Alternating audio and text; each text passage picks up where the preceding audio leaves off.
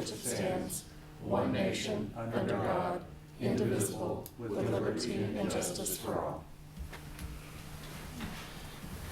Next item, prayer. Councilman Vice Mayor Steve Deckens, would you be so kind to lead us in a little prayer this morning? Yes, Mr. Mayor. Lord, we thank you for this beautiful day, this change in the fall weather. We thank you for our city and for all that we have been given by you. We ask for your guidance each and every day for officials, for staff, that we have the grace and your guidance to make good decisions, to take good actions in the best interests of those we serve. In your name we pray. Amen. Amen. Amen. Next item. Item 4, oral communications from the audience. Well, as is tradition, if there's anyone in the audience that would like to come forward to introduce yourself and make any comments that are items that are not on the agenda, we would invite that at this time. All right, seeing none, next item. Item 5, consent agenda.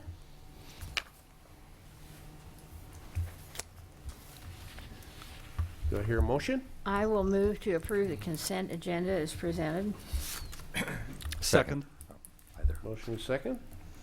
Please call roll. Soldner, Yes. Inskeep, Yes. Deckent, Yes. Daveline. Yes. Next item. Item 6A, consider a resolution regarding the issuance of industrial revenue bonds on behalf of Hutchinson Regional Medical Center. Good morning. Angela Richard, Assistant Finance Director.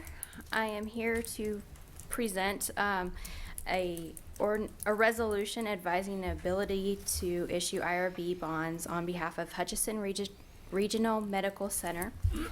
They would like to propose issuing IRBs for the purpose of construction, installing, furnishing, and equipping an expansion of existing facilities. By issuing this resolution, the City Council would approve determining the advisability of issuing these IRBs. If these are approved, the city will become the leaseholder of the property, and Hutch Regional Medical Center will be the leasee, as is typical with IRBs. The debt service payments and all related costs will be paid by the Hutch Regional Medical Center, and the city will have no obligation for these bonds. Our city council must approve this resolution, and that is the staff's recommendation. All right, Angela, thank you for that introduction there. Well, if I recall reading some of the background material, this is, I think, intended a $37 million, a repeat of $37 million industrial revenue bond, which doesn't come along every day in our community. And so this is incredibly good news. And I know there's a process that we'll go through here, but perhaps are there those from the hospital that would like to say a few comments about the project itself and give us a little insight? I'm Andrew Kovar with Triple Wolf. Andrew, come forward and introduce yourself. Andrew Kovar with Triple Wolf and Garrettson, bond counsel to the Hutchinson Regional Medical Center, and Cassie Dolan is the chief financial officer. I'm certainly happy to answer any questions you might have about the bonds. Angela did an excellent job of describing what's on your agenda. The brief process is, of course, today is the resolution of intent. Currently on the schedule anyway, the November 15th meeting, there will be a public hearing and the actual bond ordinance to approve all the final terms, and that would be the point at which the city is actually approving the issuance of the bonds to close sometime in December. If you have any specific questions about the project itself, I think Cassie would have that information for you. Well, reading some of the news reportings, I believe this is a new intensive care unit. Can you tell us a little bit about that and where it will be located? And Sure. The newspaper article was very accurate. We were very excited about it. We are doing 2 different projects associated with this revenue bond. We are doing the expansion of the ICU. It will be in the current ICU location on the the main floor that is not currently being utilized. When we did the ED remodel, we had moved the ICU patients up to the 4th floor, and we haven't moved them back down since then, anticipating that we would be doing this project. The current ICU on the main floor The rooms are very small and really doesn't have the capacity to hold the equipment that we need in today's for today's healthcare needs. We will be making the rooms much larger, therefore we're expanding the facility to meet those needs. We'll have about 18 rooms in the ICU, very, very large to include family. In those rooms right now, you wouldn't be able to include the family in the current rooms that are on the first floor. And history shows or research shows that when the family is involved, the patients tend to recover much better and much quicker. So we're very excited about that, and we're going to be having what we call booms in the rooms, which will hold all the equipment so that patients are more accessible, that we don't currently have now. So we intend to have the most current technology for our patients. We're even going to have the what's the word I want to use? Where we can have a doctor on the monitor. If we don't have one available, we can have them available on a monitor to be able to assess that patient. And in-room dialysis. So got a lot of good things going on. We're also doing a mechanical upgrade of the facility because the facility is 40 years old. It's time to start doing those types of upgrades. So. Kathy, can you share with us what your time schedule is for the overall project itself? We anticipate a maximum of 24 months. Hopefully we can have once we start construction on the ICU, it'll be about 18 months, but between the two projects, it'll be about 24 months. Okay, thank you. Impressive. If I- Council have any other questions? Well, I think I was out of town when that article must have been in, because I don't recall it. Yeah. So you are doing an actual physical expansion of space? Yes, we are. About how many square feet are you adding? That I don't recall. I believe it was in our bond application. I don't recall off the top of my head, but it was pretty good space because we are taking it out and making it a round It's basically facility. a pod. So it'll be pretty large. I was really excited about the design feature of the in the round, so to speak. Like you said, accessibility, being able to see all patients at any given time Yeah. from a center station. I thought that really made sense. Yeah, we're really decentralizing the nursing team so that they can be more accessible to the patients. All right, thank you, Kathy. Thank you. Thank you. Any other questions of council? Well, I would entertain a motion. I move we approve a resolution determining the advisability of issuing IRBs for the purpose of financing the acquisition, construction, installation, furnishing, et cetera, of the existing hospital facility here in Hutchinson. Second. Motion second. Any further discussion? Any comments from the audience? If not, please call roll. Soldner, Yes. Inskeep, Yes. Deckent, Yes. Dave Line. Yes, thank you very much, and we'll see you next month again. See you again. Very good, thank you. Thank you. Appreciate it. All right, next item. Item 7A, consider contract with Pepsi Beverage Company. Good morning, Mayor and Council. I'm Merrill Dye, the Assistant City Manager. The city's current contract with Pepsi Beverages Company for exclusive pouring rights at city facilities expires at the end of this year, December 31st. In July, we issued an RFP for a vendor for the operation of cold drink vending machines and pouring rights at various city facilities in exchange for remuneration to the city and at no cost to the city. We received written proposals from Pepsi Beverages Company and the Coca-Cola Bottling Company. Dr. Pepper Snapple declined to submit a response to the RFP. Paul Brown, Justin Combs, and myself evaluated the proposals, and with the city manager's approval, we entered into negotiations with Pepsi and concluded those negotiations on September 22nd. I will give you just a brief summary of what our agreement includes. This is a 3-year contract beginning January 2017 and ending December 31st, 2019, unless it is earlier extended or terminated. Pepsi would have the exclusive right to furnish beverages that include soft drinks, juices, sports drinks, ready-to-drink tea and coffee, and energy drinks. And at the facilities, or the facilities that would be included are the sports arena, Hobart Detter Field, Fun Valley Sports Complex, the municipal golf course, Salt City Splash, and Rice Park Concession.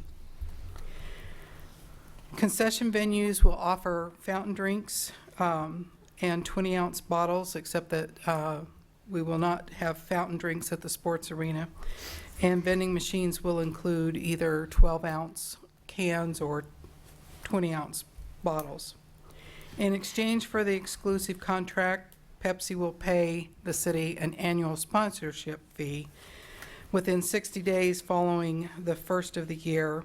For 2017, that will be $15,000. For 2018, $7,500. And for 2019, $7,500. Meryl, can I just interrupt you? and Certainly. ask you if you would explain the difference of that schedule, the 3 years, the 15 versus the 7,500? I'm not sure Oh, okay. why it's been structured like that. I've seen it structured like that in the Have you? past, where the larger dollars are paid up Are paid front. up front, I understand. Okay, sorry to interrupt you there, I just kind of wanted to. Pepsi will also provide support funds, or what we refer to as rebates, on a per-case basis, $3 per case for 20-ounce drinks and bottled water, $1 per case for 12-ounce beverages. The city has the option of designating vending machines as either full service that would be serviced by Pepsi, or what we refer to as single channel. And because we don't have a lot of volume that is purchased in our vending machines, the city will go ahead and do the single channel. We buy the product, we set the price, and then we keep the revenues. Pepsi will annually donate 100 cases for our use. In our 5-year contract, they donated 50 cases. Here, they're donating 100. Oh. And Pepsi will also donate medallions for teams that are playing in the tournament with the NJCAA men's basketball tournament, up to $2,000 a year. Pepsi products will be the only beverage in any advertised display. No other product can be promoted in our facilities. All concessionaires and third parties that are selling beverages must buy the product directly from Pepsi.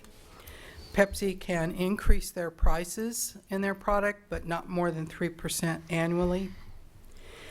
The city and its concessionaires may sell beverages that are not available from Pepsi, such as hot coffee, milk, cocoa, public water, fresh squeezed beverages. Pepsi will provide items to support the city concessions, such as menu boards, danglers, pole signs, and banners, cups and lids. Under our current 5-year contract with Pepsi, cash receipts for sponsorships and rebates up through the first quarter of this year have totaled over $57,000. With Pepsi's annual cash payments of sponsorship fees totaling $30,000 and support funds for the medallions and the donated product, the value of the proposed funding for this 3-year contract would be about $39,000 plus any rebates. Staff is recommending approval of the negotiated agreement with Pepsi Beverages Company. Be happy to answer any further questions you might have. Thank you, Meryl. Questions, council? One was answered. I was going to ask how long was the last contract? 5 years. I just heard that. Right. Is there a reason we went from 5? Was that our decision, theirs, a mutual? Well, I think last time we were making a switch in vendors, and they needed to, A longer switch guarantee. out vending machines Okay. and, the equipment So they needed a longer period of time because of the depreciation Okay.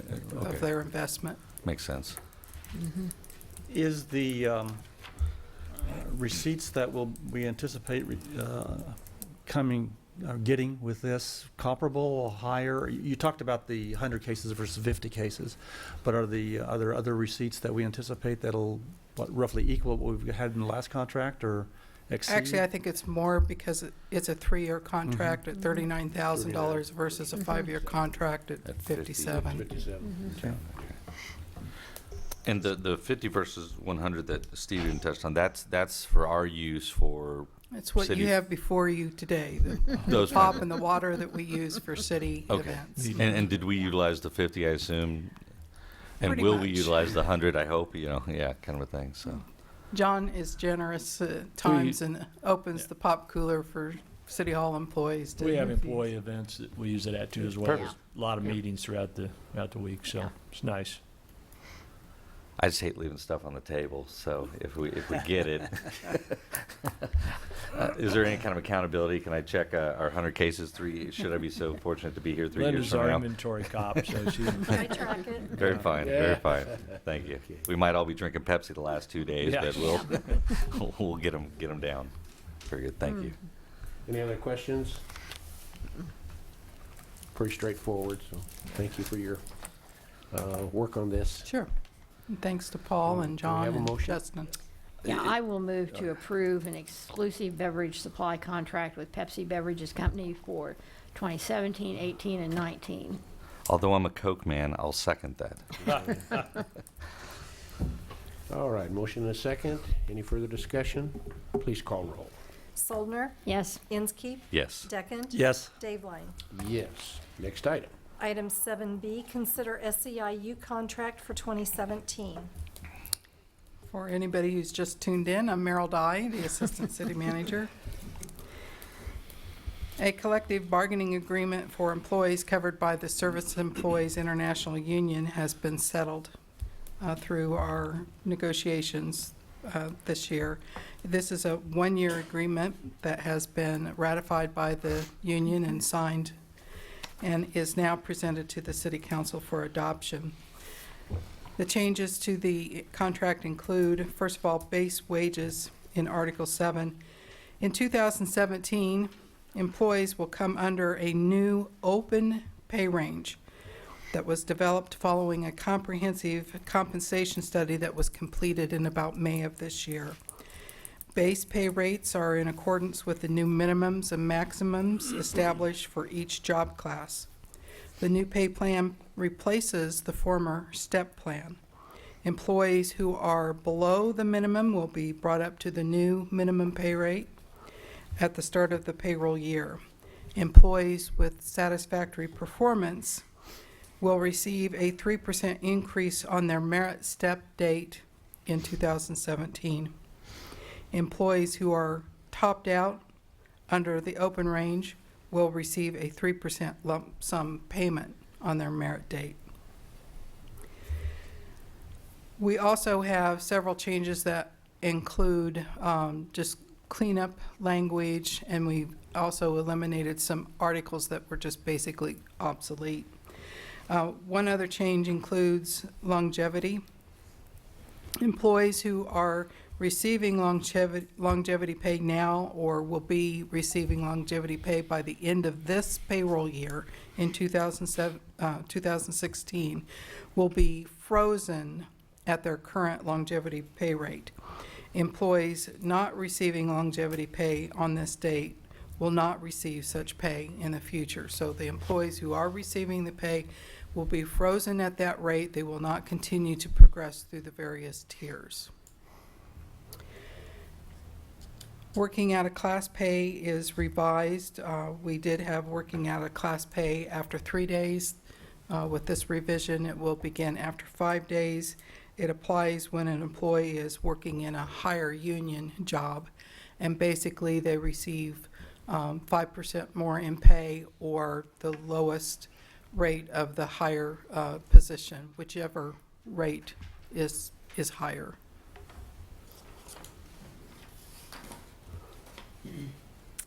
Again, this is a one-year agreement, and staff is recommending approval for the 2017 contract. Thank you, Merrill. Appreciate it. Any questions of council to Merrill?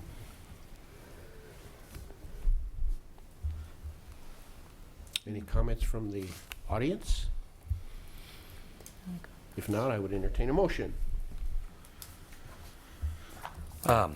Since we have two parties in agreement, there's not a great deal to talk about sometimes on this particular issue. So I'll move to approve the SEIU contract for 2017 and authorize the mayor to sign. Second. Motion and second. Please call roll. Soldner? Yes. Inskeep? Yes. Deckent? Yes. Dave-Line? Yes. Next item. Item 7C, consider 2017 health and dental insurance renewal. Good morning, Council. Tom Sanders, Human Resources Director. And once again, it's kind of hard to believe that we're at that point in the year to start talking about health insurance for 2017. Unfortunately, 2016 has proven to be a pretty high claims year for our medical plan. Overall, our claims are running about 16% higher than this time last year. But as we've dug into the data a little deeper, we've been able to attribute that primarily to a handful of catastrophic cases that have hit our plan, which happens from time to time. We believe that some of those cases are already resolved. Others are probably still outstanding, but we are kind of heartened that our claims have tended to spike up in the middle of the year, and right now they're kind of trending back down to normal levels. So hopefully that's I don't want to jinx it, but that sounds like kind of the general trend we're on. So hopefully we'll keep our fingers crossed on that. With our claims from this year, our consultants are recommending that we increase our premium contributions up by 8.5%. Our dental and vision hardware plans have been trending really well this year and are a little bit below where they were last year, so they're not recommending any change. That would be flat. We're also not looking to make any plan design changes for 2017. We made a significant movement on that in 2016, and as our plan sits today, we're about average with respect to cost sharing. So we really don't think that any additional cost shifting would be really warranted at this time. We are really looking closely at our claims, however, with the help of IMA, so that if in fact we need to maybe make some changes in the future, that they'll be very targeted and hopefully very effective in controlling costs. We are recommending one small change with respect to our vision provider list. Aetna unfortunately does not have a whole lot of providers in Hutchinson, and so we've opted to go to a more open network like we have with our dental plan, where providers will be paid on the 90th percentile, normal and customary for vision exams. That we don't expect this to really cost the plan much at all, and will really help alleviate some of the provider disruption issues we've been having this year. So in terms of enrollment, we're pleased that about 14% of our employees are on the high deductible plan. That's kind of meeting our expectations for the first year. We expect that will continue to grow as employees become more comfortable with it. But to further encourage that migration, we are also recommending that we continue our additional premium subsidy to the participants of that plan. That equates to $295 per year for employee-only coverage and $500 per year for those with spouses and dependents or full family. In considering this request, I think it's noteworthy to know that the average claims for the people that are on the high deductible plan are about $3,500 less than they are on the 1,000 plan, so the average cost per employee. So that's pretty significant, I think important to consider.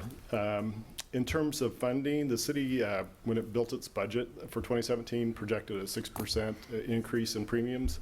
The additional 2.5% will cost the city an additional $80K approximately based on our current enrollment trends. So obviously, and that includes all funds, general fund, utilities, all that. So the general fund impact would be probably roughly 2/3 of that. So And in closing, we met with our Health and Wellness Committee back on September 30th and reviewed and discussed all these recommendations, and they were very supportive of the changes and the direction we were heading. And if approved, we are looking to begin open enrollment on November 1st. And with that, I'd be happy to answer any questions you might have. The stop loss, has it always been 100,000? It has been, and every once in a while we shop it and look around and see, you know, what we might save in terms of premiums by upping that a little bit on the individual stop loss. And every time we've done that, the premium savings is so minimal it doesn't make sense. But Okay. that's something that, especially now that we're with Aetna, we have a lot more flexibility in shopping that in future years. So we can split that out as a whole separate policy if we want to, or continue to have it bundled with Aetna. Okay. So, and one of the things, speaking of stop loss, one of the things that probably really won't hit us until 2018 is that these high claims that we've had a number of individuals that have exceeded pretty significantly the stop loss limit. And that didn't happen until mid to late year, and so when you do the cutoff for the renewal part, some of that data didn't really carry over, and so we expect our stop loss insurance costs will probably really spike more so than this year in 2018. Yeah, okay. So that's something we'll be keeping an eye out for sure. So. Tom, as you look forward into, say, 2018 in terms of your recommendations during the budget process, how ultimately do you arrive at what you believe or the underwriter believes what Yeah. those premium changes will be? Well, mainly it's the claims. I mean, It's driven by the claims. It's driven by the claims, both, and of course, medical inflation's a piece of all that as well. You know, when you go into a doctor's office visit, you know, their costs go up, and so that gets passed along, and so there's a medical inflation piece of it all. But also, they really look at the claims trending and what we've got going on in our group, so. With that in mind, do you feel that with this group, Aetna, because I remember when we talked about who we were going to go with, that we thought there'd be more of an analytical data piece. Yes. Is that factual? Is there more data? Can we learn from that? Hopefully? Yeah. In fact, the challenge we're having is that we have so much data, it's Gotcha. have to sort through it and make sense of it. Fair enough.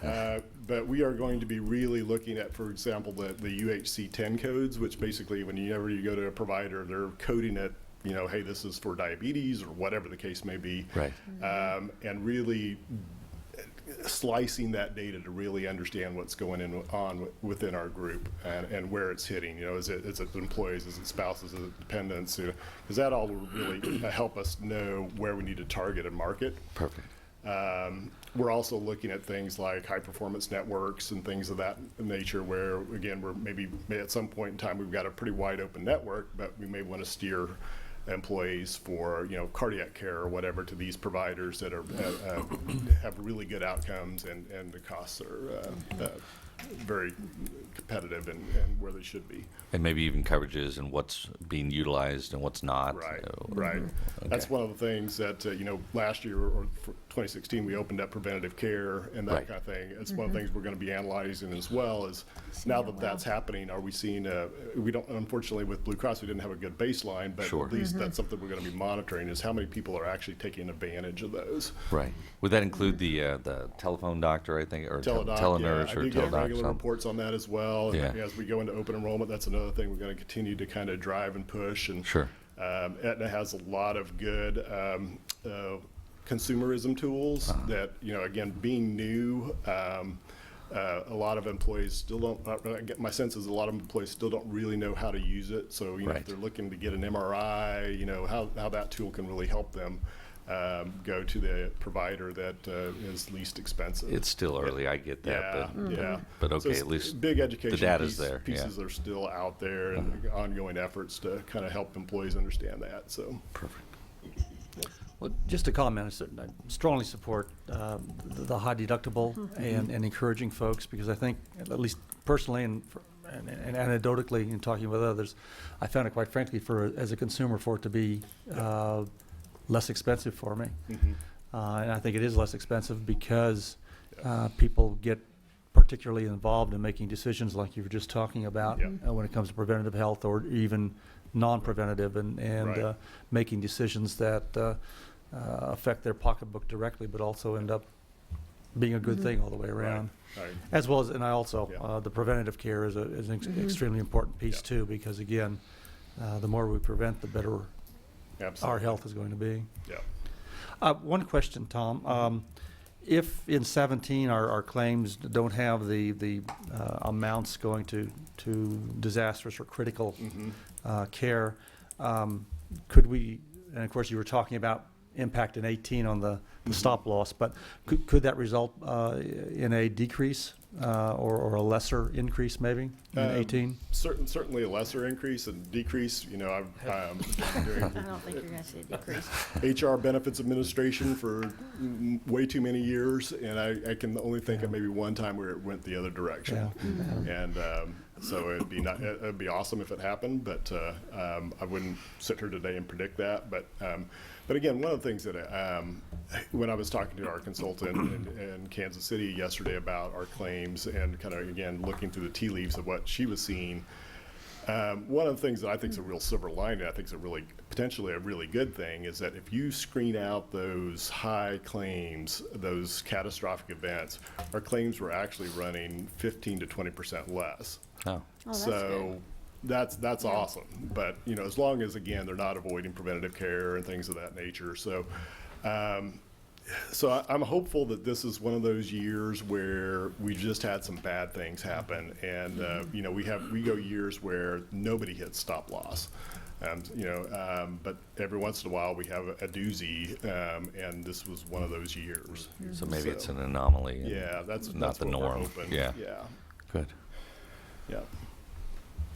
Okay. I should remember what I don't. Do we have, if our claims are lower, for example, than anticipated, do we have a reserve that money goes into that can soften Yeah. then a bad year? Okay. Yeah, we do. Fund 32 is where all that money flows into, and any money that's not spent stays in there. And Okay. and So we do. have used that in years past. You know, I think, gosh, in 2010, somewhere in that time frame, to offset some of the premium costs for the city. And also, we've used it to fund things like our wellness program and things of that nature. So, Okay. yeah. All right, any other questions to Tom? All right, entertain a motion. I'd move that we approve the proposed health and dental program as presented to us by staff with that uncertainty for the 2017 plan year. Second. Motion and second. Any further discussion? Any comments from the audience? Please call roll. Soldner, Yes. Inskeep, Yes. Deckent, Yes. Dave Line. Yes. Next item. Item 8, report of city officials. Well, we're moving along quite nicely this morning. think so. 9:35 and this portion. Nancy, what do you have? Anything? Actually got an email the other day from a friend who was congratulating the city on the street repairs and thought we were doing a wonderful job of maintaining the infrastructure. Very And I good. sent back an email and said, "Thank you, Gary." Thank you, Nancy. All right. Steve? Just glad to be back. Had a Yeah, great glad trip. to have you back. Glad to Uh, have you. Trip. Sorry I missed the league conference as well, but anyway, good to be back. Good one. How about you, Dave? Kind of along the same lines as Nancy, I had an out-of-town visitor visit park out on 43rd, Rivers Bank Orchard Park, and really comment what a great asset that was to our community, and rivals anything that they have where they're from. So Good. nice to hear that as well. Okay, fine, thank you. All right, John, how about you this morning? Well, I've got a couple things, but All first right. I wanted to have Justin Combs, our Director of Parks and Facilities, come up. We had another Sports Arena Building Committee meeting last Thursday, had some fairly significant issues we talked about, and today we would just really kind of want to update you on that, kind of where we're headed and kind of how things stand. So Justin's our go-to guy on this project, done an excellent job in working with the contractors and the design team and kind of keeping the building committee moving forward. So Thanks, John. As John said, Justin Combs, Director of Parks and Facilities. I want to give you a quick update on construction, an update on FF&E, some contingency items, and then some kind of big ticket items kind of coming down the pike. I want to get some feedback from you, from everyone as well. As far as construction goes, on the south addition, I'm going to work kind of south to north. On the south addition, we're installing windows, so the whole wall of glass on the south side, that's really the feature of the building, is being installed currently. We're also working on framing some of the interior walls for the restrooms and some of those things. So we're starting to see that south addition take shape. So in the main arena, the home locker rooms for women's and men's basketball have been turned over. They are using those locker rooms. We still got a few items to finish up in there, but we were far enough along. We went ahead and turned them over to the team. I know they're excited to get in there. The visitors' lockers rooms are getting near completion as well. They're finishing up the last of the ceiling work. I know that was an item we talked about, adding a drop ceiling in there. That ceiling is being installed right now. So probably within the next couple weeks, those spaces will be available, and we'll do a punch list, and those will be turned over. Also, the new media area, so the new crow's nest, they're working on that, trying to get it up and running, so we can be ready for when the new AV system comes online.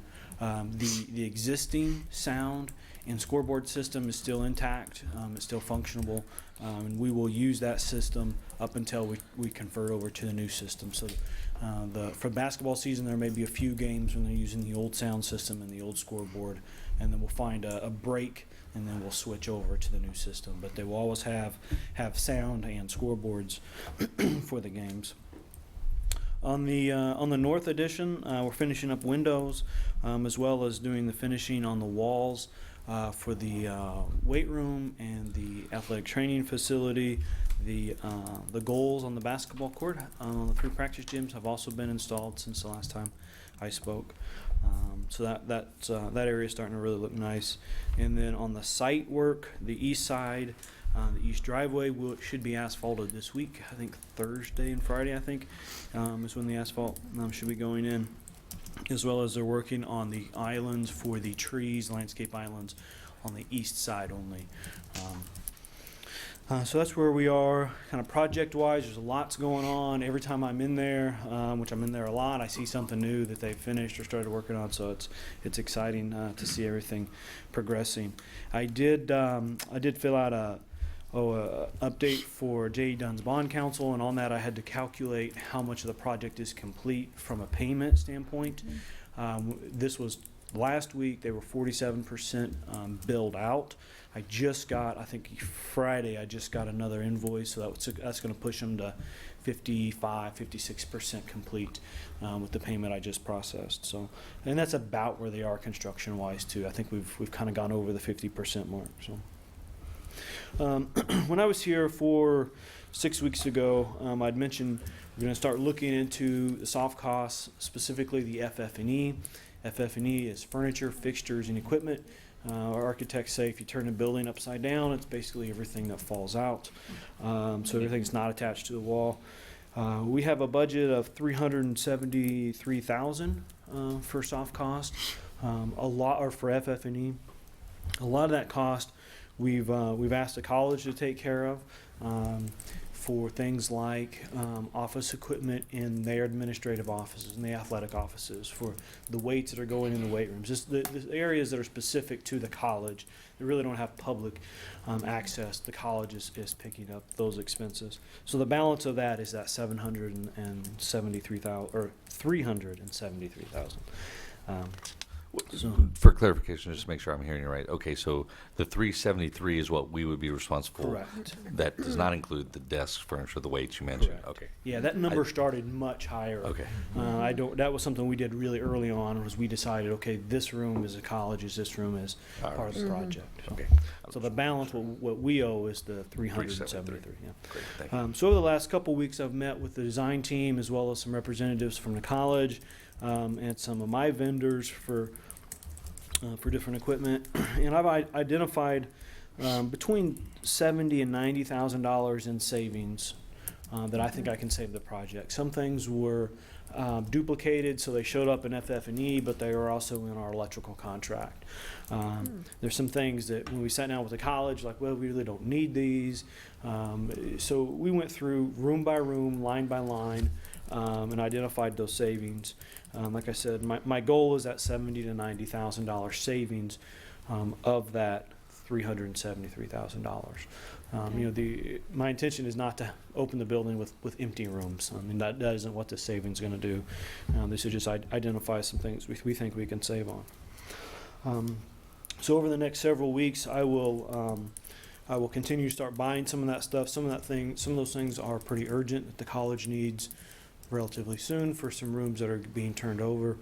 Some of it we can wait on. So as we get close to turning over rooms, the city is actually buying this equipment. So that's where we are for FF&E. Contingency. I know we've talked a lot about contingencies. And I'll give you an update, and I'm going to throw a bunch of numbers out at you, and I'll hopefully can kind of wrap it all up. Our current owner's contingency, remember we have two pots, the owner's contingency and the construction contingency. Our current owner's contingency is a little over $107,000. And our current construction contingency is $597,000. That's the balance. That's the total right the now. total. Balance. So for a combined total of $704,000. That's what we have on a spreadsheet that we haven't spent, that I haven't approved change orders or anything like that for. So that's what we have sitting. Remind me what the buckets started at. They've always been at 6% of the project, so they were 750, something like that. Something like that, right. To begin with. Evenly, right? 750 apiece. Yeah. Right. Yeah. The goal is 6% of the project, 3% in each pot. Thank you. So there are a whole list of items. Every 2 weeks I meet with the architects and with J.E. Dunn, and we go over all the contingency. And there's a whole list of items. I mean, a page and a half long of items we know we're going to have to pay for out of contingency. Some of these are fairly small, $500, $1,000. Some of them can be kind of large. And so J.E. Dunn has gone through and made an estimate on those items that we know exist, but we don't have dollar figures for. So the next numbers I'm going to read are what they are estimating our contingency to be. So for the owner side, they're estimating after all these costs to be about $28,000 in contingency. And then on the That's ours, Justin? that's the owner's Cities. contingency. That's remaining. Okay. On the construction side, they're estimating $562,000 for a balance or a total, I guess, of $625,000. That puts us about $34,000 short of that 6% mark. So it's not awful. I'd like to be a little bit better than that, but we're still close. We're still where we should be. The way these contingencies are designed, it's very common to use the owner's contingency first, and then once we really get into construction, that's when the construction contingency kicks in. So the way they're divided out, it's not uncommon to see them, start with the owners, and then we'll start moving into the construction contingency. So again, we're about roughly $35,000 short of our 6% goal. Grand scheme of things is not a huge amount.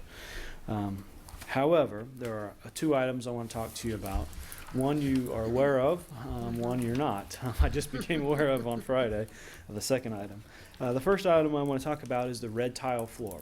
I talked about that last time I was here, that the tile we're having difficulty getting the tile off.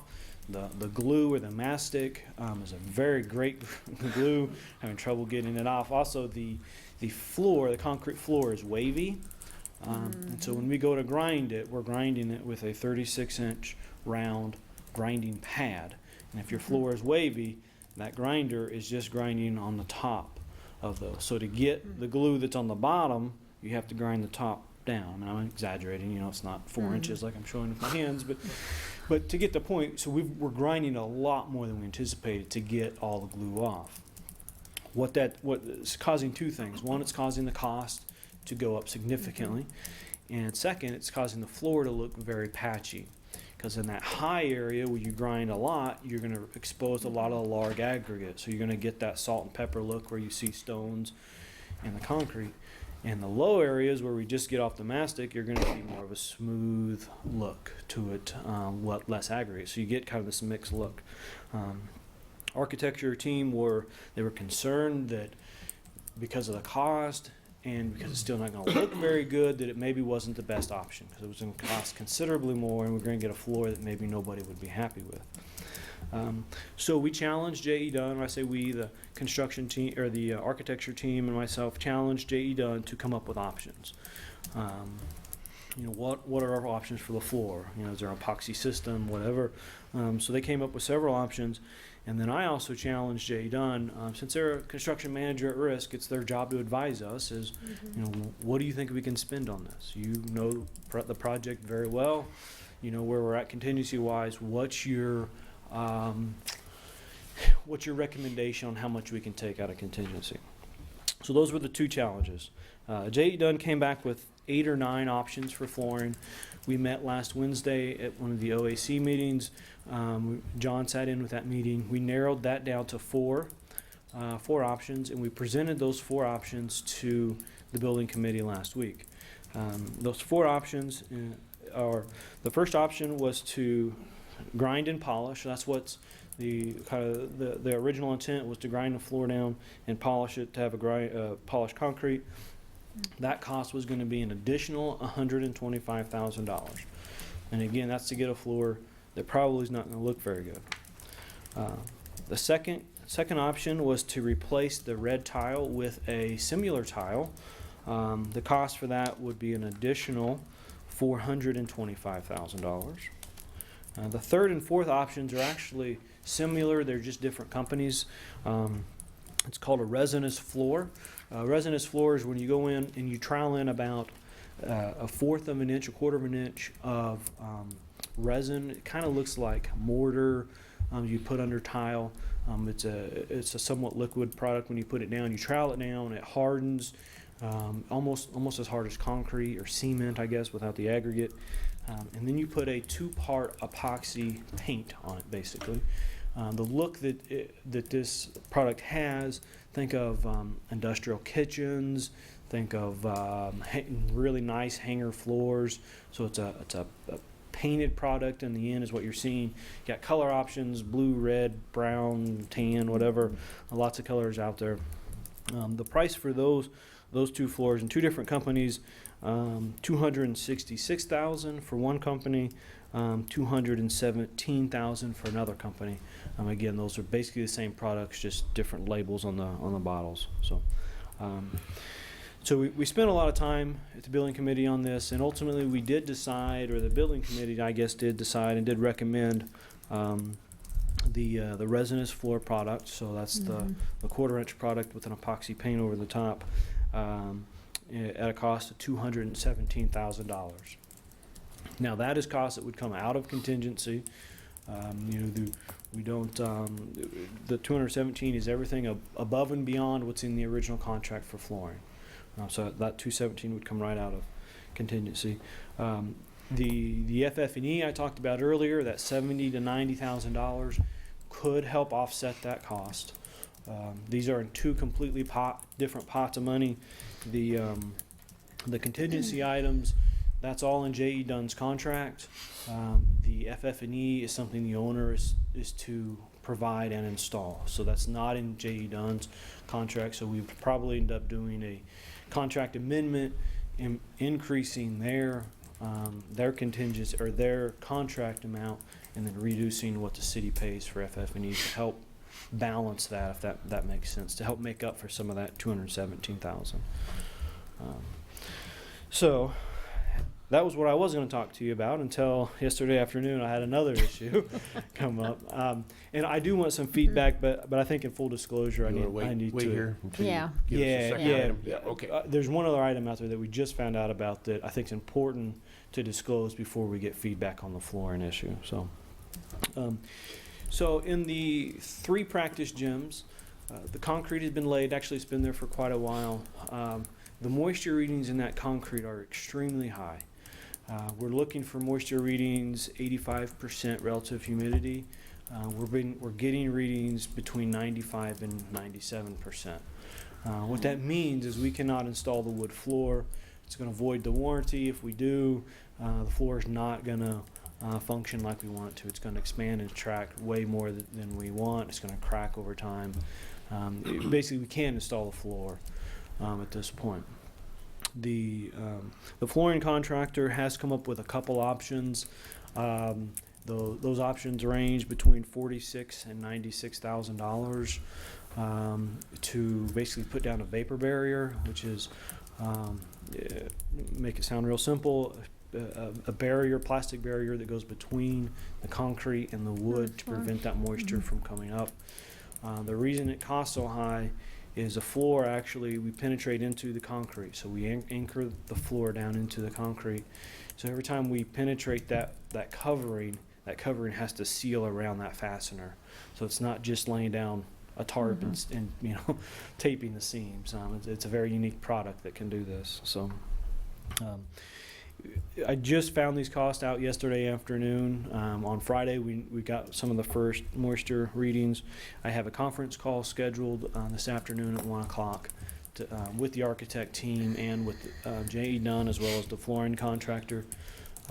One thing that can help and we hope will help is to get the HVAC up and running in that area so we can start moving air and hopefully it's just that there's no way of knowing what's going to happen. We can turn the HVAC on, we could dry the floor out quickly, we could use a less expensive vapor barrier if we can get the relative humidity down some. We could turn the HVAC system on and run it continuously and we could see no change. So it's kind of a best guess game, see how the floor reacts. The college is in a hurry to get on the floor, so I've already talked to the athletic director saying there's an issue, don't have a solution yet, but so they're at least aware of it. So I hate not having as many answers as I do on that, but I thought since I'm asking for some recommendations on contingency to let everyone know there is another large item kind of looming out there. So with that, would like some comments, recommendations on the tile floor at this point. So. Well, Justin, you did a good job of kind of citing the situation. 2 months ago, I believe the Sports Arena Building Advisory Committee went through and looked at some of the testing that the contractor was doing on the sealed concrete. And they'd made numerous passes, 7 or 8 different passes, and we kind of looked at it and said, well, is that the best likely we're going to be able to get? And we were not totally comfortable with that appearance. It was bland and it was rough and so on. And so when we heard last week of this alternative, this resinous flooring, I don't know if you brought a sample. Yeah, we had a sample. I don't have a sample with me, but they brought one. Yeah. And the like. And I think immediately the committee was drawn to, this is the right thing to do for the long-term physical appearance of the sports arena with a $29 million investment, to have really a quality flooring that I think people will be pleased with and see a noticeable difference between that and that existing sealed concrete, because it was bland and it just didn't have much spark to it. And so hopefully I think this is the right decision in terms of this alternative of $217,000. And of course the devil are in the details as far as the contingency itself, but generally the committee was most favorable to this new resinous material. Yeah, it makes sense. It does, for the reasons aesthetically pleasing, like you said, but also solves the issue of the rolling floor. It will help. It won't completely solve it. Yeah. Okay, but it's got to be a bit of a leveling effect, I would think. Yeah, to some point, yeah. What information, what data do you have on this particular product in terms of its durability? My concern with any kind of applied product is wear or peeling, chipping, those kind of things. So I'm curious what you know about this resin product, as well as the paint like product that it goes over it. Again, in terms of durability, ongoing maintenance, and costs associated with that, to keep it looking good. We did ask that question. We want to go look at some in the areas. We've asked the contractor who's proposing this to give us some sites we can go look at it. The 1/4-inch material trowel in, I'm not as worried about that. They park 747s on this stuff. I think it's going to hold up. I think what we may see, and I believe, and don't quote me on this, but I believe there's like a 20 to 25 year 20, warranty 25 on is what it. he said. I think it's what was Something like said. that, yeah. On the finished surface? On the entire floor, Surface, yeah. I think what we might see is eventually you could wear through that epoxy, that 2-part epoxy coating, which you can take a diamond grinder to it then and grind just that color, that top coat off and reapply that. Now, I don't know if that's 10 years, 15 years. It probably depends on traffic. The company has seen the floor. They've walked the building. They know what they're getting into, and they're not concerned about giving us that 25-year warranty on it. So. And I might clarify, I'm not, I tend to agree with the comments made. I think that for appearance, we need to have a surface that has a good appearance.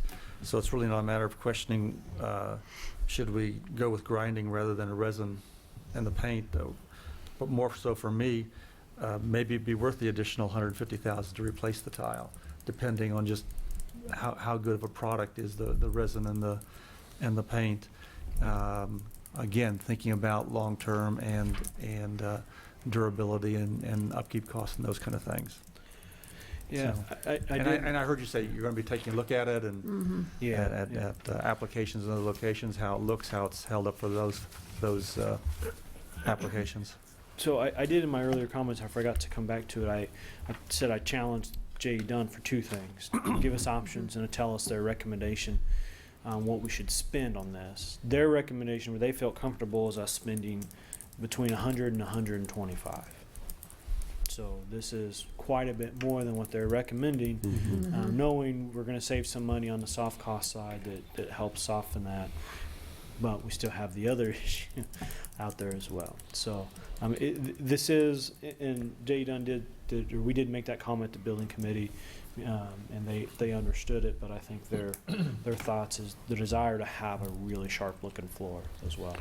So Justin, from the standpoint of the 2 contingency funds, how much of the $217,000, if that's the direction we go, will be absorbed by the construction contingency versus the owner's contingency? Honestly, at this point, it doesn't really matter. It'll probably all come out of the construction. It'll all come out of construction?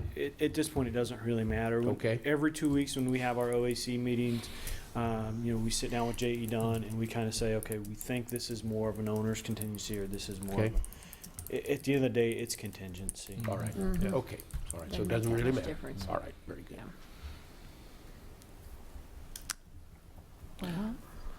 Gym floor, do we have, are we, I guess, transitioning, do we have any idea why the Concrete is so, high humidity or high Yeah. water content or moisture content? We haven't had that conversation with the architects yet. The concrete, it passed all the testing. We're having it tested by a third party. So I don't know if it's just the summer, the temperatures and the moisture we had this summer, if it's that we installed it in an enclosed building. We basically enclosed, so it hasn't had as much time to breathe. We're not sure what's causing it. We had a similar issue on the floor in the men's and women's home lockers, but those readings weren't near as high as what we're seeing here.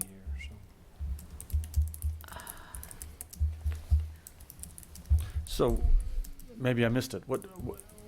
What, if anything, are you asking of us in regards to the gym floors? Nothing. I don't have enough information up. to ask Just for advising. direction. Okay. It's more just information, Okay. knowing that if we spend $217,000 out of contingency for a resinous flooring, we may still be looking at $50,000 to $100,000 I don't know the project can absorb that much if we have to put in that vapor barrier. So. Is there an additional expense with getting the HVAC on and in? No. We're not moving ahead of anything by doing that. So when we flip the switch on that, that could have positive results. May not. We don't know. But it's not going to impact us. We're not moving that up in the Nope. construction It's agenda. nearly complete now. I think it's within a week or two of being able to turn it on, so it shouldn't be. Okay, so you an will have additional time to expense. see whether that helps before we have to make a decision on the other, Well, or no? depends on who you ask. The Okay. college is ready for the Yeah, floor I'm now. sure they are. Just as an example, the men's basketball team, they're practicing at Morgan Elementary some days. They want to get on the floor. It's also there's a time, you install the floor and then you let it sit for a couple weeks and you finish it and then you let it sit to dry before we can. So it's not like the floor goes in overnight. Our goal is still to get it ready for the tournament, so that we can use it as a practice facility for the tournament. So we haven't had that conversation with timing yet. Either that's something I can hopefully flesh out this afternoon. So. Oh, boy. So really what we're looking for today just is to kind of update you, because some of these things we're going to have to make decisions on very quickly Right. to make sure it all happens. And I think the most important is the council's comfortable with the decision to move on the floor for the balance of the arena, and then still a lot of questions on the basketball court side. So Yeah. My personal opinion, sorry to interrupt, would be, they go with the floor. Everybody seems to be in agreement that it's going to be that's going to be the long-lasting situation. I hate to say this to my friends at the college, but if they have to wait for their gym floor for the Yeah. floor to dry out, that can happen. Right. But we're going to have to live with that floor Yeah. for Right. the remainder of the time that it's in the sports arena. So that would be my opinion. If you pull the Same trigger here. on that. Yeah, I would agree. That give you enough of a general consensus, Justin? That does. I appreciate it. Move forward, very good. That and more to come as the project continues. Very good. Absolutely. Anything else that you have? No, not today. thanks, Jess. Yeah, thank you. Very good. Thanks, Justin. Thank you. Mr. Mayor, I had one other Yes. comment. In Councilman Jade, I'll say, I was not here today, but she was going to bring this up, but because she's received some phone calls. It has to do with the traffic issue at Plum Creek School at 43rd, and now there's talk about because of the grant application, what's going on out there and pedestrian traffic, and I want to make sure everyone's aware and the council's aware that when that project was developed back in 2013, we entered into a development agreement. And one of the issues the city cited at the time was pedestrian traffic control and what the school was going to do, and that needed to be addressed. And at the time, the school decided they didn't really need to address that. At the time, we did widen the road there. And so in the development agreement, it talks about additional pedestrian access, and if there's a need to make improvements there, that would be a cost borne by the District 313. So I'm in communication with Mr. Superintendent Berblinger. We're going to be meeting with them to talk about options and what have you, and certainly I think there's probably a need for something there, but again, that would be a cost that would be borne by 313. That was a According to conversation the that development already was had. agreement. Okay. Yeah, Yeah. right. Yeah, so, and again, those were, questions, we were pretty pointed questions back when this project was going on, and worked to get that into the development agreement, so. Good to know.